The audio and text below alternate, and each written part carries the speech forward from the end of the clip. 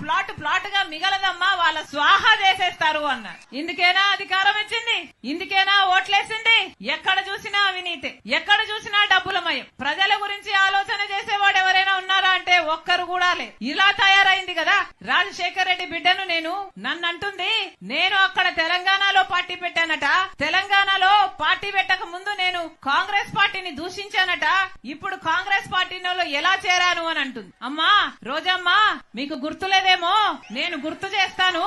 మీరు తెలుగుదేశం పార్టీలో iron leg అన్న పేరుతో మీరు పిలువబడినప్పుడు రాజశేఖర్ రెడ్డి గారి గురించి మీరు ఎంతగా దూషణలు చేశారో ప్రజలు ఇంకా గుర్తే ఉన్నాయి. రాజశేఖర్ రెడ్డి గారంత మహా మనిషిని పట్టుకొని రాజశేఖర్ రెడ్డి గారి గురించి మాట్లాడిన మాట పిచ్చి పిచ్చి వాగుడు. రాజశేఖర్ రెడ్డి గారి పంచ విప్పి కొడతాను అన్న పిచ్చి పిచ్చి మాటలు మాట్లాడిన ఆవిడ ఈ రోజా నా గురించి మాట్లాడుతుందా? రాజశేఖర్ రెడ్డి బిడ్డను నేను